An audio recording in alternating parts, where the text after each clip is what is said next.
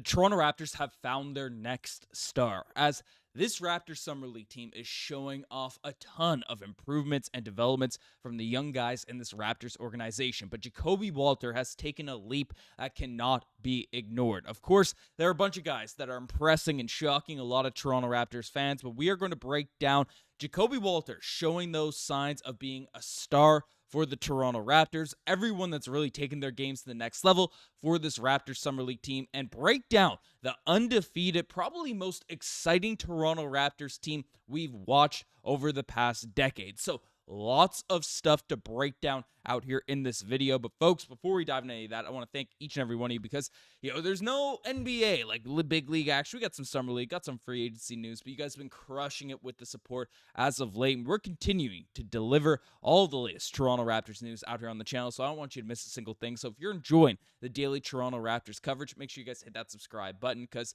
Raptors Digest is delivering it to you daily. But let's dive into it because last night, we got to witness a very, very exciting, intense game for this Raptors team. But I want to focus this, especially the start of this video, on, the main man of the hour, Jakob Poeltl, who has really just taken his game to the next level. He broke down in a recent video how he put on 12 pounds of muscle, how he's looking stronger out there finishing around the rim, and just overall is looking more poised and confident out there on the basketball court, even if the stats weren't shown in like the first game or so.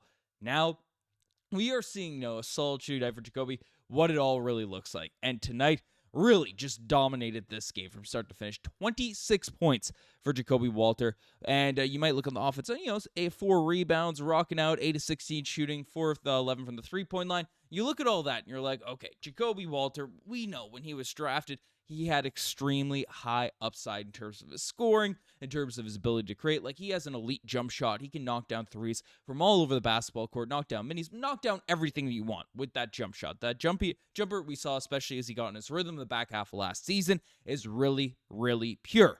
And start of Summer League, we're seeing some finishing out there coming together.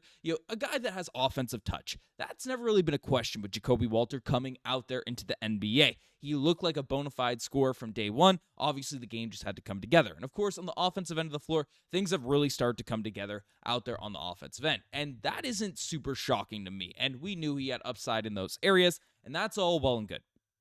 The thing that is turning this guy into someone that has star upside, that has that potential to really blossom into his own, to blossom as that level of player for the Toronto Raptors, is on the defensive end. Because we look at those stats again, this dude had 7 steals, 1 block, and you see all this, only 4 fouls as well as 7 steals.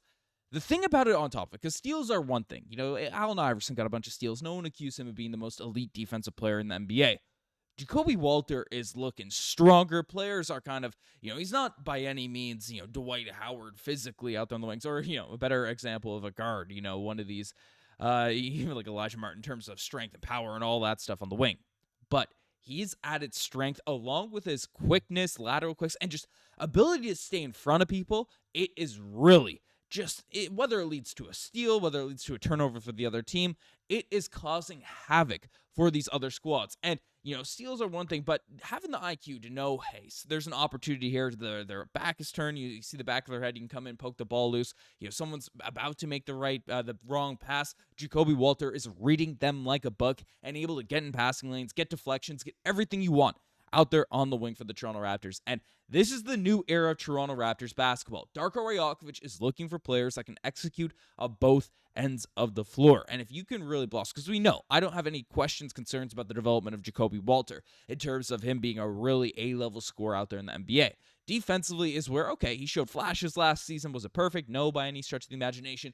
We are seeing just a quantum leap in terms of the defensive production that Poeltl is bringing. And now looking at the depth chart for the Toronto Raptors, right, in terms of what we're looking at, right now, again, positions, they're pretty fluid out there on the wings for the Toronto Raptors and stuff. But, a couple of weeks ago, cooking up this graphic, this is how things were looking, how things were shaking up in terms of the Raptors depth chart. Jakob Poeltl can't be that third string wing out there on the Toronto Raptors if he continues to produce, continues to play at this level of production. So definitely there are going to be some serious internal battles for rotation spots, for minutes. Of course, the Raptors have dealt with injury, so I'm sure a bunch of people will be getting opportunities all over the course of next year. But Jakob Poeltl deserves, like, his flowers, deserves praise for the development that he's taken. And frankly, if he's continuing this route, we're looking at the Toronto Raptors in terms of their depth chart, in terms of they have. I've been on the proponent. I've been making it known. I don't want to trade RJ Barrett. I don't want to trade any of these guys, but it's going to be tough if you have so many guys that are a high level at that specific position. Whoever the next president of basketball operations, because at this point, I don't think Bobby Webster, Dan Tolzman are going to make any moves until like big trades, blockbuster moves, until a new president is named.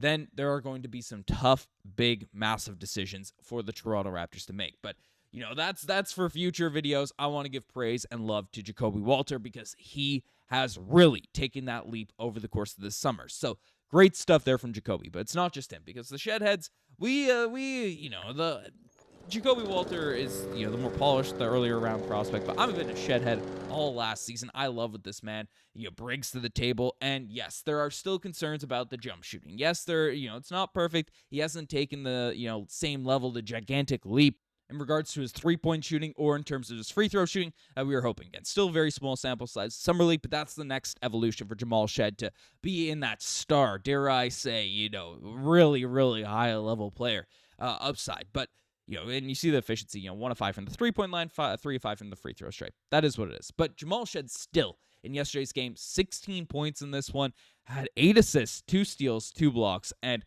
just, again, on top of it, an absolute hound defensively. He makes all the right decisions when the Raptors needed some points, when the Raptors needed something to get going for the squad. Jamal Shead really was the engine, the same way Kyle Lowry was for this team for year after year after year. He just makes really strong decisions. He's able to put people in the right places to get their games going, and is the de facto leader out here on this group. And I'm excited to see a full season of Immanuel Quickley, of course, but I haven't seen that leadership intangible yet from IQ the way Jamal Shead has really brought it. So, of course, IQ is the more talented player right now, more polished, especially the jump shot and stuff, but again, looking at these depth charts, Jamal Shead is making it known, and it's tougher, when you have a Jakob Poeltl who's not a three-point shooter yet, who is Scottie Barnes, question marks about his three-point shooting abilities. It might be tough to have Shead out there as like a starting point or competing for that position, or, if things are going there, but if he gets a jump shot, man, Jamal Shead is like the perfect quintessential point guard in my eyes. So that's a big question. That's a big leap.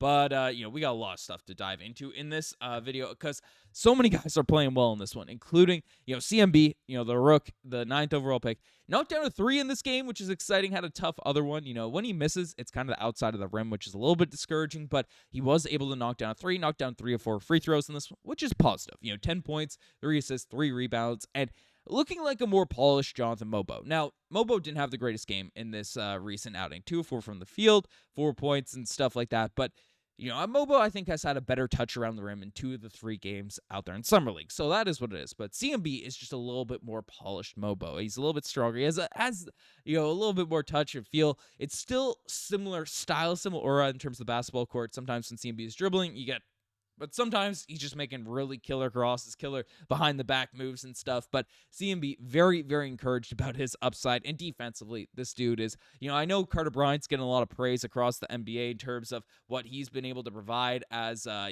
defender. And he's on the Spurs, and Wemby's there and all that stuff. CMB has just as big moments, and he looks stronger and more intense than a Carter Bryant. So really, really like what CMB is doing out there on the basketball court. And on top of it, one guy that does deserve a lot of praise, deserves a lot of hype, is, I'm surprised he's coming off the bench, but, older Shamsh, man. He is looking like probably one of the best big men out there in Summer League right now in terms of impact, in terms of what he's able to do, especially on the defensive end. 7 points, 4 rebounds, 1 assist, 1 block. You might be like, oh, that's not a great stat line. You watch this man play, he is impactful. He had a crazy Magic Johnson-esque pass. It was a block and then a transition, just a crazy kind of pass around his head. Again, it's still a very raw player. Do not get me wrong, but Olam Shamsh, that dude is going to be good. And frankly, I would not be shocked if he's going to be in the rotation for this team next season. So that is high praise out there for Shamsh. Mamu might be in a tougher position, in terms of guaranteed minutes at the backup center spot, because Shamsh is looking like he has some opportunities to really blossom and develop this season. But he looks good. And then on the, running through the rest of the team, right? Jameson Bell knocked down his threes, which is positive. Colin Castleton, not as polished as Shamsh, in my opinion. Elijah Martin didn't get a ton of run in this game and a few fouls and stuff. Chucky Hepburn, I really like his confidence. I like how intense he plays on defense. He fouls a lot. Did not have the greatest game in this one, but I like his confidence shooting the 3-ball, and I like how intense he plays on defense. So that will all come together. But the last thing I do have to say is AJ Lawson deserves that final roster spot. I know he's competing with David Roddy. I know he's competing with Colin Castleton. I know there's internal competition there. But AJ Lawson continues to be a spark plug off the bench for the Raptors, 19 points per game, 7 rebounds, 2 assists. I don't know what more he could do in order to earn that position. So AJ Lawson deserves that final roster spot, and I'll be very, very disappointed if he does not get it. But let me know what you guys think about all this in the comment section down below. You guys are the best thing as far as subscribe to the channel if you guys haven't already. Anyways, I'm signing out. Cheers.